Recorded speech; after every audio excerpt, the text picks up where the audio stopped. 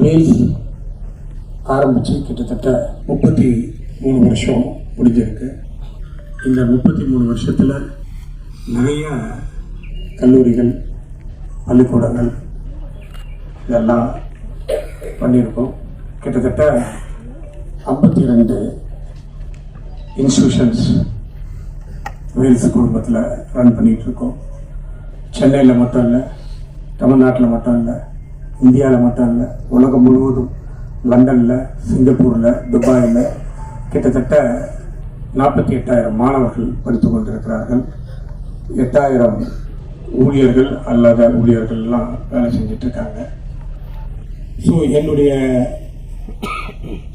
எல்லா 33 வருஷத்தில் என்னுடைய முதல் மகள் ரீதா கணேஷ்க்கும் லக்ஷ்மி குமாருக்கும் திருமணம் நடந்தது.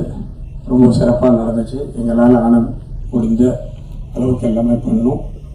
ஸோ நீங்கள் எல்லாரும் வந்திருந்தீங்க.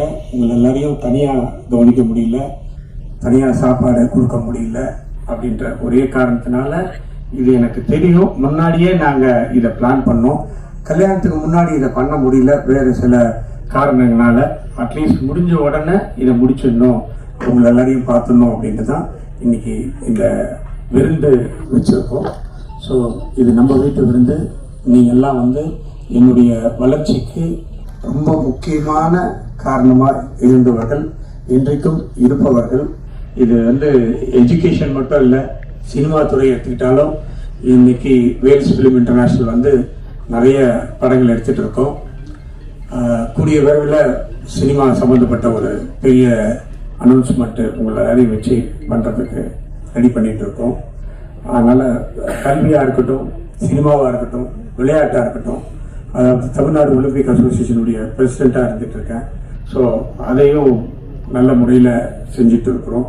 ஸோ எல்லாத்துக்குமே நீங்கள் உறுதுணையாக இருந்துட்டு இருக்கீங்க, இனிமேலும் இருக்க வேண்டும் என்று உங்களை எல்லாரையும் அன்போடு வேண்டி கேட்டுக்கொண்டு, உங்களுக்கு எல்லோருக்கும் நன்றி தெரிவிக்க வேண்டும் என்பதற்காக நானும் என்னுடைய மகளும் மருமகனும் இங்கே வந்திருக்கிறோம். உங்களை எல்லாரையும் பார்த்ததில் ரொம்ப சந்தோஷம். எங்களுடைய இல்ல திருமணத்தை பட்டி தொட்டி எல்லாமே எடுத்துகிட்டு சென்றதுக்கு நீங்கள் தான் முதல் காரணம். அதுக்காகவும் இந்த நேரத்தில் உங்களுக்கு நன்றி தெரிவித்துக் கொள்கிறேன்.